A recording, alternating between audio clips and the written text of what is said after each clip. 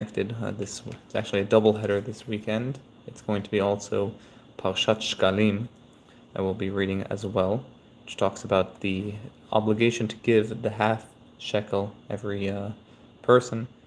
Back then they would give it in order to pay for the communal donations that would happen throughout the whole year.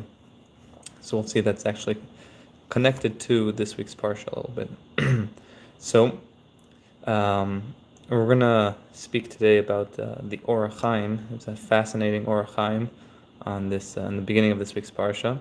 So first we'll give the simple understanding of the psukim, and then we'll go into Orachim's understanding, which is truly a work of art. So the psukim in the beginning of this week's parsha says, "Ve'ela mishpatim asher tasim lifnehem." These are the ordinances that you shall place before them.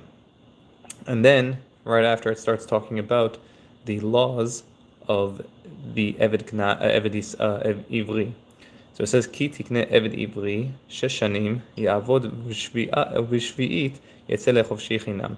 So if you buy a Jewish eved, a Jewish servant, he shall work for 6 years, and on the 7th he should go free. Rashi explains that who is this guy that we're buying?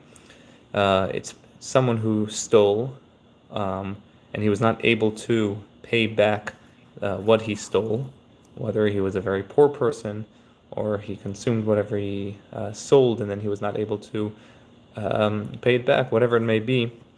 He's now in a position, or he sold himself from being so poor and he was in debt or whatever it may be. Now he sells himself, a Jewish person sells himself, and he sells himself to another Jew. So we say that for 6 years he works, and on the 7th he goes free. Now it's not totally accurate. It means that in the 6 years of a Shemitah cycle, so a Shemitah cycle starts every 7 years, and it's a cycle, so every 7 years it repeats itself. Now, if someone gets sold at the beginning of the Shemitah cycle, then correct, he is sold for 6 years. And then on the 7th, he goes free. But if he gets sold in the middle of the Shemitah cycle, then the 7th year, the Shemitah, that year of the Shemitah, would release him from his bondage. The pasuk continues, "Im begapo yavo, begapo yetzeh, im balishahu ve'etza'a ishto imo." And then it says, if this slave gets sold by himself, meaning he only came, he didn't have a wife, he didn't have any children, then he shall leave also by himself. And if he is a husband, he has a wife, then his wife will leave with him as well. Im adonav yiten lo isha ve'alda lo banim o banot, ha'isha ve'ladeha tiye la'adonea v'hu yetzeh begapo. Now, if the master gives him a woman to marry and to bear children with, and he has sons and daughters, well, they don't belong to him, they belong to the master. And so it says when he leaves, the wife and the children of this Eved Ivri actually go to the master, they stay with the master, and he leaves alone. ואם אומר יאמר העבד, אהבתי את אדוני, את אשתי ואת בניי, לא אצא חופשי. Now, if the person, this Eved, he says, hold on, I'm very committed. You gave me a wife, now I have children with her. I don't want to leave. I want to stay. I want to, build a life with these kids and with this wife. So it says, lo etzeh chofshi. So he doesn't go free. Instead, what do? V'yigishu adonav el ha'elohim, v'yigishu al hadelet o al mezuzah, v'ratza adonav et ozno b'martzeh v'avado leolam. The master takes him to the court in front of the judges, and he explains to him what's happening here. And so they all bring him to a door or a doorpost, and the master takes a needle and bores the servant's ear with an awl, and he becomes his slave forever. And now it doesn't mean forever, it means until the Yovel year, so until 50 years. So as long as he's within that 50 years, he's still considered that slave. That means, of course, it's not 50 years from when he decides this. It's 50 years in the cycle. So it could be that 20 years into the cycle, he decides he wants to be the person's slave forever again, and 30 years later he is released. And at that point, he can't say that he doesn't want anymore. That's final, and he has to be released. So those are the psukim, and now we'll jump into the Orachim, who gives you a very different take on how to understand these psukim, on these verses. So switching over. So he says, he does it in der remez. He says, I'm going to explain to you the understanding of these psukim, of these verses, in a esoteric kind of way. And so what does he say? He says that when the psukim say that when the person comes, he has his soul, right? We said the Ivri, right? So he said that, what is a person? A person is considered an Ivri. Ivri can mean Israeli, but can also mean over, from the language of passing, that the person is passing in this world. It's not something that's going to be necessarily established, that this whole world is just coming and passing. And he's saying that the language over here is not necessarily, we're talking about an Eved, rather we're talking about every Jew who is a Eved, who is a servant to Hashem. And every Jew is a servant to Hashem in the sense that we're all liable to fulfill the commandments. We can't just go willy-nilly. We have someone over us and watching over us, and we have to make sure that we do that which He has commanded us. We are called avadim. We are called servants. And so it says that Hashem took us out of Egypt, took us out of being in servitude from mortal flesh and blood, and took us into servitude, His servitude, from a servitude from man into a servitude of God. And so we are called Eved Ivri. We're called a Eved because we serve God, but we're also called Ivri, milashon over, passing, because, of course, this world is just a passing vestibule, as it says in Pirkei Avot, that this world is a prosdor, it's a corridor that gets us into the palace, which is the next world. So how long does that period last? The pasuk says shesh shanim. It says 6 years.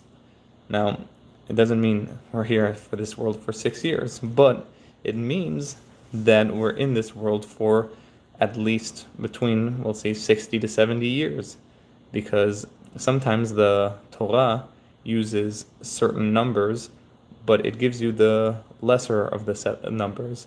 So sometimes it'll use 6, but it really means 60.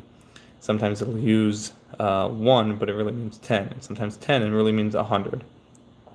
And so over here, when the pasuk says 6, it doesn't necessarily mean 6, it means 60. So a person is here minimum 60 years, with Shvi'it, and in the 70th year, Yetzeh leChovshi Chinam. On the 70th year, he is escorted out of this world, and because as the pasuk, as David HaMelech says in Tehillim, that 70 years, and if with might, 80 years. So we see 70 is generally, as David HaMelech, he himself passed away at 70 years, and at that time he gets out of this world, he escapes, he's released from this world, and the Orachim says, Dafka, it says the word chinam, and he explains a little bit about this word chinam. Chinam in Hebrew means free, and so chofshi and chinam are synonymous in that sense, that they both mean kind of he goes for free.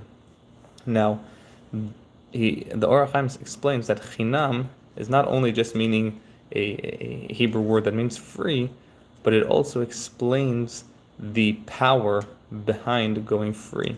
And he explains that there's a certain power of the Samech Mem, of the angel of death, that the name is called Chinam.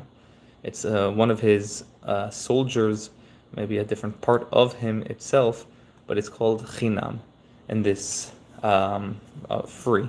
And this idea, this power behind it, is that anything that comes free is under the powers of the angel of death, under this power of called chinam. And the Zohar brings out this in more detail and explains that when something is chinam, it's free, we always think free, okay, I don't have to pay for it. But he says that's not the understanding of chinam. Chinam, when it says free, and of course, usually we say free, okay, buy one, get one free, right? Who doesn't want that?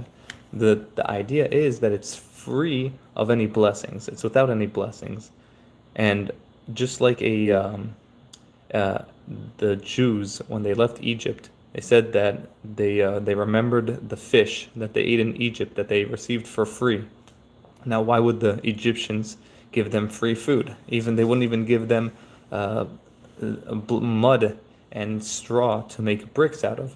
So if you're going to tell me that the Egyptians suddenly are like, okay, no, we're going to be nice, we're going to give the Jews fish so that they can eat fish and they can still work us as hard, of course not. That wasn't the intention. When the Egyptians gave the Jews fish for free, it's because they knew that if they give them anything for free, then this power of the Samech Mem, of the angel of death, will take a hold of it, and therefore it will be without blessing. And so they won't be, even what they're putting inside of them, the food that they are consuming, would be without blessing. And so they were very tactical of making sure that the Jewish people were always without blessing.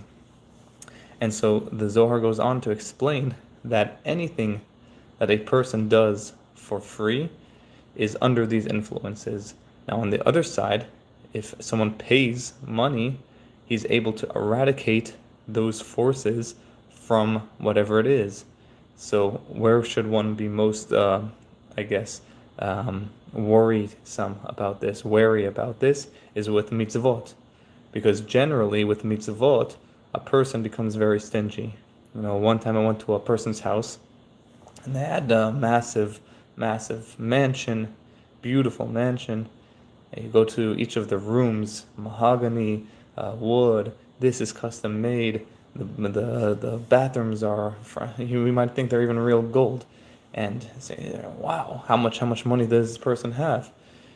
And so after seeing this whole house, I was very astounded. And as I leave the house, I go to put my hand on the mezuzah, and I see it's a mezuzah, a very small mezuzah, maybe $20 if you go that far. And so I said, okay, maybe the cover isn't nice, but maybe inside, the klaf, the actual mezuzah where it's written, maybe that's very, very, very well. It's very well written. Maybe it's very expensive. So I asked the man. I said, listen, how much did your mezuzah cost? I know your door itself probably costs thousands of dollars. I was just wondering, how much does your mezuzah cost? He said, that mezuzah, actually, I got it for free. One of my neighbors said he had an extra one, so he gave it to me for free. I said, oh my gosh. See, what happens is a person has a massive house. He's willing to spend thousands of dollars on a door, but on a mitzvah, on a mezuzah, he takes it for free and says, I'm happy with that. It should be the complete opposite. In fact, every now that mezuzah that he got for free, according to the Zohar, is under the influences of this force called chinam. That's part of the army of the angel of death, and so it has no kedusha, has no holiness on it, in the sense that he got it for free. And so the idea is that one should always try to spend money on these mitzvot. That's why, for example, for an etrog, right, you see a lot of people go and they try to find the best etrog, even if it costs a lot of money, and they're making sure that whatever they get, it's the perfect etrog, and it doesn't matter the cost. That's because what you are ma'arich, what you value it, is its value. There was once a story that there was a very poor salesman, He was one of the students of one of these rabbis in Europe. And at the time, he had a lot of children, a lot of things that he needed to spend to get money for, and he didn't know how he was going to make ends meet. So he went to the Rebbe, and he said, "Listen, I have to, I have children to marry. I have a house to make sure that it stays warm, to bring food, and I'm just having trouble making ends meet." So the Rebbe said, "Listen, go take your scarf and sell it, and there's going to be a convention next week in the next town. Go over there and sell it and see how much the first person that comes in and offers you, take whatever he says. Doesn't matter what the price is, take it." So I said, "Okay, fine, I'll go ahead and do that." So he goes, and he's standing there, everyone's bringing all their cargo, and everyone's starting to whisper, "Who is this guy? Why does he only have a scarf? What is maybe this is a very special scarf?" So one of the businessmen bites. He goes to the guy and he says, "Listen, I want to buy your scarf. What's special about it? How much does it cost?" He says, "I don't know what's special about it. My grandmother made it for me. It's very old, made maybe from silk. I'm not even sure." And so the guy who came over started laughing at him. What do you mean? You're just some salesman coming to a convention of salesmen. You don't understand the first thing about sales. What are you doing here? And so a lot of people started gathering, and he saw that there was a lot of people gathering. He said, "You know what? I'll make a deal with you." He said, "I'm Jewish. You're Jewish. Here, I'm willing to buy your scarf for my olam haba, for my next world." And so he remembered what the Rebbe said. The Rebbe said, "First person to offer you something, take the first offer." So he said, "Deal. You got a deal. I take your olam haba. Here you can have my scarf." And everyone started laughing. They made cheers. They drank shots, and they both went on their ways. That night, the student of the Rebbe went to his house, and so his wife was very expecting, heard from the blessing from the Rebbe. "Okay, no, where's the money?" And he said, "No money yet, but I got olam haba. I got olam haba of a good person." And she said, "Olam haba is not gonna buy my my food. It's not gonna heat up the house." So she wasn't so happy, but she also had faith in the Rebbe. The other man, the salesman that came back to his house, his wife said, "No, how was your day?" He said, "Oh man, it was such a successful day. I sold this, I sold that, and I even bought a scarf from one of these Jews." And she said, "Okay, how much did you buy it for?" And he said, "No, I didn't even spend one penny on it. I just gave him my olam haba." She said, "What? You gave him your olam haba? Do you understand how much money you're giving to yeshivot, to kolelim, to hold them, and to make sure that they're learning under the right environments, and you just gave all of that up for a scarf?" And he's like, "Oh, I didn't think about that, this and that."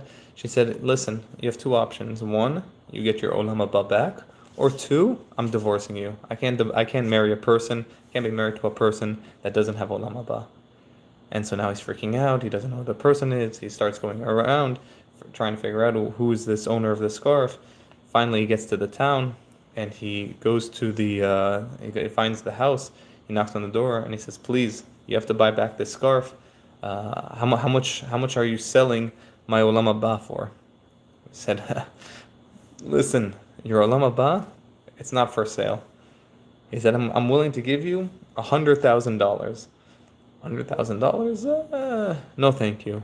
He said, "Okay, $500,000. $500,000? No, thank you." He said, "Okay, final offer, $1,000,000. He said, $1,000,000? No, thank you." So he didn't know what to do. He goes to, he's despondent, walking around town. Someone sees him and asks, "Are you okay? Everything okay?" He explains him the whole story. He says, "Oh, that guy, you can't make sense. You can't reason with him. What are you going to have to do? You're going to have to go talk to his Rebbe." So he went to the Rebbe and he said, "Listen, this chassid, this talmid of yours, this student of yours, is not selling me back my olam haba. He said, first of all, why would you even sell him your olam haba? And second, listen, he has kids to marry off, and he has expenses. I'll make a deal with you. If you marry off all of his children and pay for his expenses until then, you got a deal. He'll give you back your olam haba. So the man said, deal. I have no other choice. My hands are tied. And that's what happened. He paid his all of expenses until he married off his last child. And at the wedding of the last child, the rich man came to the Rebbe and he said, do you really think it was worth, my olam haba was worth all this much? And the Rebbe said, at the beginning, it wasn't worth all this much, because you only valued your olam haba as much as a scarf. But now that you showed Hashem that you valued your olam haba to pay off for X amount of weddings and all of these expenses, you've showed Hashem that the value of your olam haba is valuable. And so in general, when we do mitzvot, we give the value to the mitzvah. If you buy a very nice etrog and a very nice lulav, or you make a very nice sukkah and you spend money on it, then that which you have valued is translated into a mitzvah score, to put it that way. But if someone gets a mitzvah for free, he puts it under this force of chinam, and therefore he he loses any value that can come to this mitzvah. So that's why it's just important, the Orachim is bringing, to make sure, based on the Zohar, that we don't take things for free. We don't take mitzvot specifically for free, and we try to pay, even if it's minimally. Again, we assign the value to the mitzvah. So the more you're going to pay, the more Hashem sees it's valuable to you. At that moment, you will be gaining more reward. So he's given over to this malach kol chinam. So level set us for a second. We're talking about the Jewish person, the Eved Ivri, that he's in this world for 70 years, let's say, and then he goes and he is to Olam Haba, to the next world. Now, and he's given over to this force of the angel of death called Chinam. And so we said that Chinam, we don't want to do anything Chinam free in this world, but once we pass away, that is where we go. Now, the pasuk goes on to say that if he comes alone, begapo yavo, begapo yatzeh. If he goes with his body, comes to his master with his body, meaning by himself, then he leaves by himself, meaning that, as the Orachim wants to say, that if a person comes to this world and he makes sure that he doesn't do any of the mitzvot, he doesn't do any of this, he doesn't learn any Torah, he lives a very physical life, he lives a very mundane life, then that's how he's going to leave. He's not going to leave with any extra things. He's going to leave as if he is as if he's done nothing, right? And so if a person wants to live that way, then he'll leave this world without any merits to his name. But if a person marries, it comes with a wife. Now it says im bali shahu ve'atzai ishto imo. If a person, he doesn't stay in this world, he isn't very physical in this world. Rather, he toils and he's bal isha. He's the husband of a wife. Now he says bal isha is someone who goes out and searches and toils in order for him to marry a woman. Now the woman isn't just any woman. If bako begapo, we said that's the physical body, then that means the body is married to the soul. Like what we say, eshet chayil also refers to the soul, the neshama, as it's mentioned multiple times in the Zohar, that the soul is called the isha, the wife, to the body, which is called the guf, the body. And so when the body toils in purifying itself and toils in the mitzvot, then it acquires the neshama, it acquires the soul. And at that point, the combination of them allow it to be rectified, in a sense that when it leaves, so when the person leaves this world, ve'yetza'a ishto imo, he will also leave, in a sense, with his body, with the physical form. That's why they say that tzaddikim, that when they pass away, they actually they don't decompose. They stay form. Their form stays in the ground. And so a person that can make himself grow in that sense will be able to purify his body and become a very spiritual being in this mundane world. Now, the pasuk goes on to say that if his master gave him a wife, so if his master gave him a wife, the Orachim explains that this means that if Hashem gave him a very special neshama, there are some people that are born in this world with a very special neshama. Sometimes those special neshamot, they come through the purification of the father and mother at the time that they are born. And sometimes Hashem brings very special neshamot for the sake of the generation, or for the sake of some of the tzaddikim and the righteous people in the generation, whatever it may be.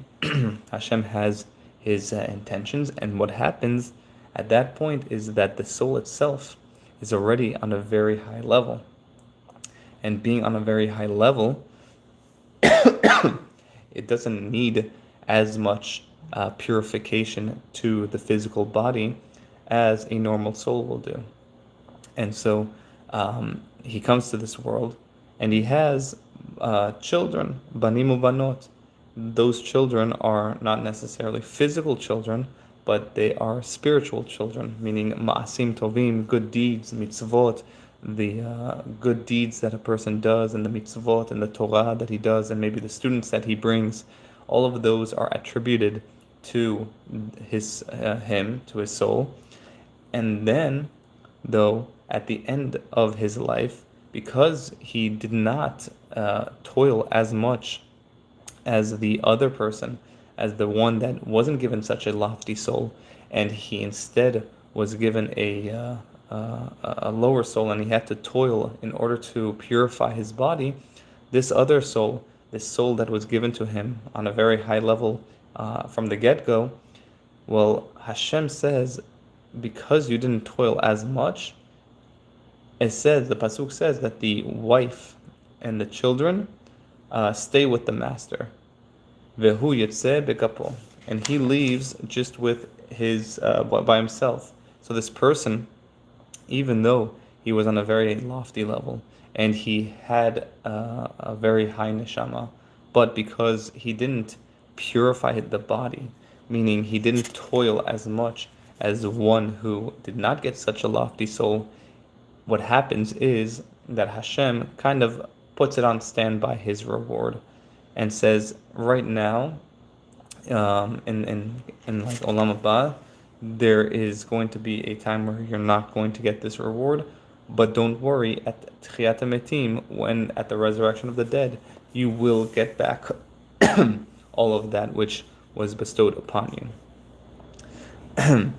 Now, the pasuk goes on, and it says, "Imomar yomar ha'eved," that if the eved, the slave now says, "Afti et adoni et ishti et banai," that he says that I love my master, my children, my wife, and my children, then we're going to say that he does not go for free. And so if the Jew, right, who has so much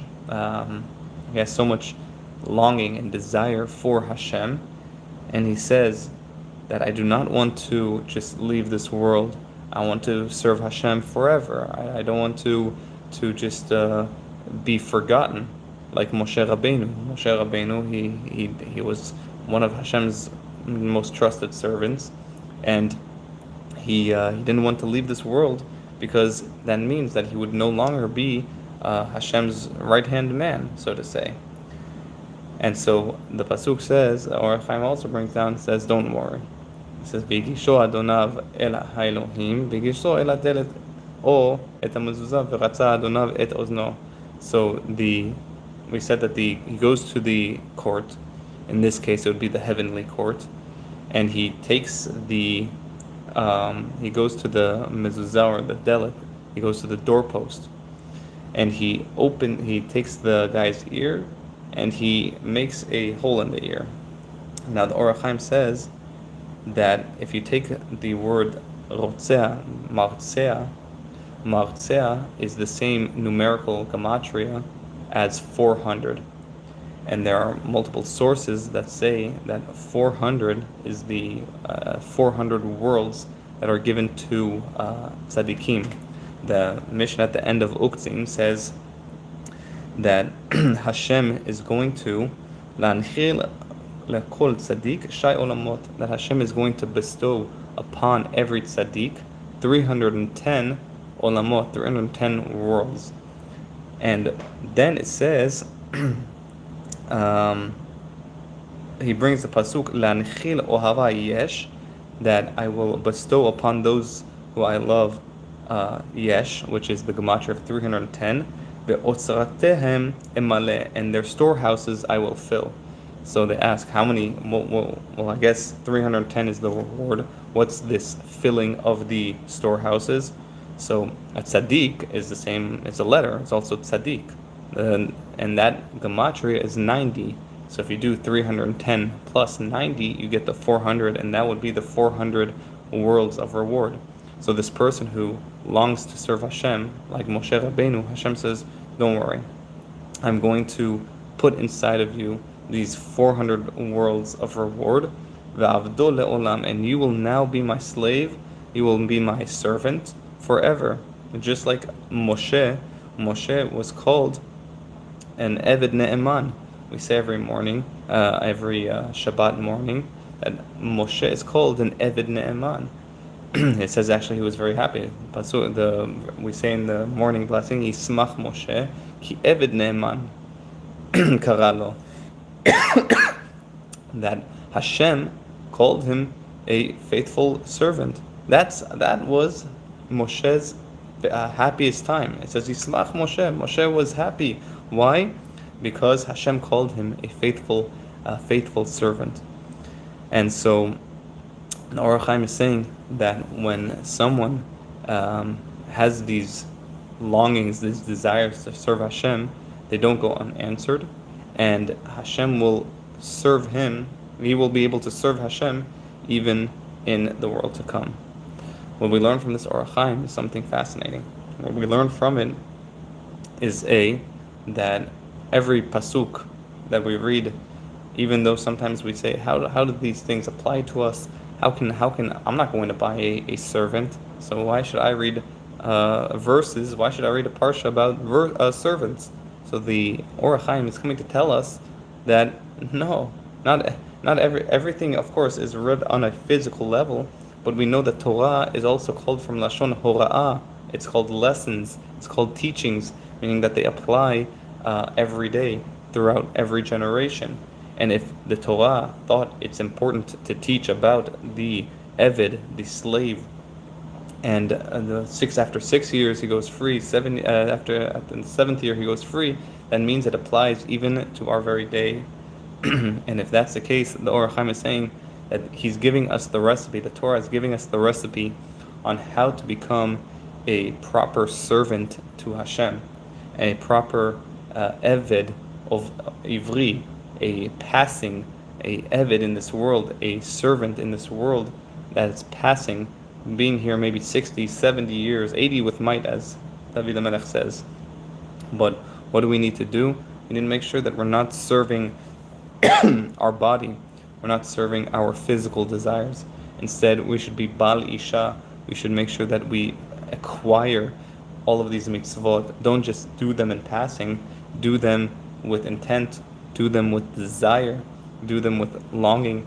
doing them with love, and with that we're able to acquire and rectify and purify our bodies, that when after we pass through this world, we'll be able to come back with the zchut, with the merit of all of those mitzvot and all of those Torah that we did, to celebrate with the Mashiach.